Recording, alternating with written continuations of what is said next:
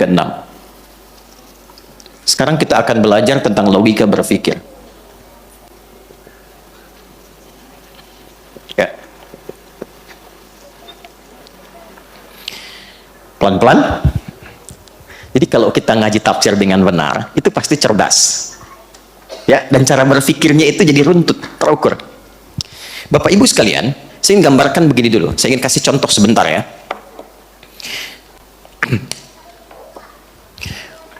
Anda bekerja di satu perusahaan. Kemudian ada pimpinan misalnya.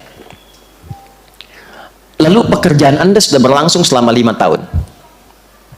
Dalam 5 tahun itu, banyak pengalaman yang telah diberikan oleh pimpinan. Diberikan arahan, diberikan petunjuk, diberikan bimbingan. Setelah itu dicukupkan berbagai hal kebutuhan, diterangkan. Ini dampaknya begini, kerjakan ini, hasilnya akan begini. Ya, engkau kerjakan begini, yang didapatkan akan seperti ini. Sehingga pekerjaan Anda terasakan dari pengalaman itu. Dapat sesuatu, sukses berjalan. Kemudian, pada tahun yang ke-6, masuk awal tahun yang ke-6, mulai ada arahan pimpinan yang Anda debat misalnya.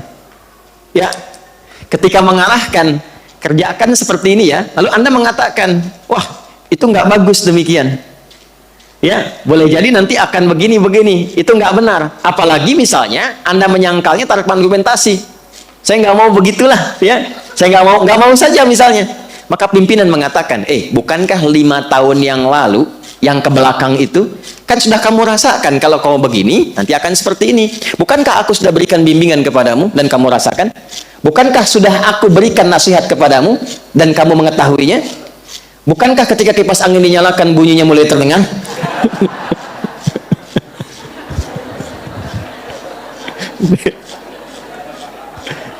Tadi nggak ada kan ya? Bagaimana kalau dimatikan saja supaya saya nggak bersaing ya? Baik, nah alhamdulillah. Bukankah bunyinya sudah tidak ada gitu ya? Ya masih ada. Nah, jadi pimpinan ini ingin menerangkan semua kontribusi yang telah dirasakan oleh bawahannya. Ya. Telah dirasakan oleh orang yang mengikutinya selama ini dan dijelaskan dan itu terasa. Memang sudah dirasakan, dinikmati, dijalani dan sebagainya. Kira-kira kalau ada orang berargumentasi dengan Anda dan menampilkan segala yang telah kita rasakan manfaatnya, hasilnya, masih bisa menolak nggak argumentasinya? Masih bisa menyoal nggak? Ya? Atau Anda datang kepada orang tua, mendebat kepada orang tua sesuatu, lalu ibu Anda mengatakan, kan mama yang mengandung kamu, melahirkan kamu, merawat kamu, sudah memberikan arahan kepada kamu, mama sudah mengalami semua ini, kamu akan ke tempat itu, mama sudah pernah ke sana, kan sudah mama tunjukin juga, kenapa mau maksa ke sana? Kalau sudah dirasakan, diberikan penjelasan dengan nyata dan kita rasakan sendiri, apakah masih mungkin kita menyoal? Oke, sekarang dengan cara yang sama, dengan argumentasi yang sama, dengan logika dan cara berpikir yang sama, ada orang-orang yang menyoal Al-Quran. Al-Quran itu firman siapa? Oke, satu, premisnya satu, Al-Quran firman Allah. Oke, Allah itu Tuhan bukan? Maha kuasa tidak? Maha segalanya tidak? Baik, semua yang bersumber dari Allah benar tidak? Yakin? Baik. Sekarang Allah tampilkan, aku beri contoh, kata Allah. Siapa yang membentangkan bumi? Siapa yang menciptakan bumi? Membentangkan di dalamnya semua yang ada di bumi sehingga nyaman untuk dijalani aktivitas di dalamnya. Siapa? Siapa yang menurunkan hujan? Siapa yang menumbuhkan tumbuhan? Kalau Anda yakin semua itu dari Allah, lantas kenapa Anda menyoal firman Allah? Maka dari itu, ketika ada orang-orang yang menyoal firman Allah dan disebutkan di ayat 1 sampai dengan 3, yang pekerjaannya cuma iseng nyoal, dan diingatkan di ayat yang keempat dan kelima, tidak mampu juga untuk meredam apa yang mereka lakukan, maka disentuh bagian terakhir. Yang pertama kan sudah bagian tertinggi di hatinya, ya kan?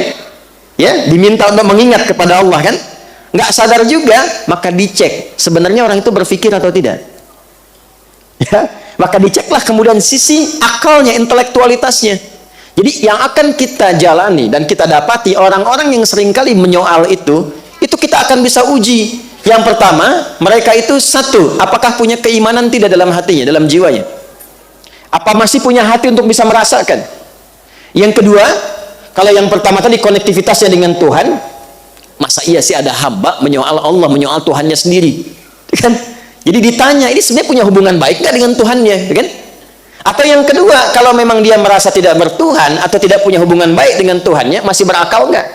Karena hanya hewan yang tidak berakal. Ya, kalau ada burung beo menyoal sesuatu, namanya beo, tetap hewan. Tapi kalau Anda kan manusia punya akal. Perbedaan antara manusia dengan hewan itu terletak kepada akalnya. Maka di ayat yang ke-6 sampai ayat ke-14 disebutkan dulu jalan untuk logika berpikir supaya dia merenungkan, masih punya akal nggak? Jelas? Kalau diberikan hati tidak berfungsi, diberikan akal tidak difungsikan, nih, hati-hati dengan ancaman yang mungkin didapatkan saat engkau berpulang kepada Allah. Makanya nanti ayat ke-15 dan seterusnya berisi tampilan-tampilan jawaban bagi orang yang masih bertahan, maaf, dengan keburukannya sampai tidak memfungsikan akal dan hatinya.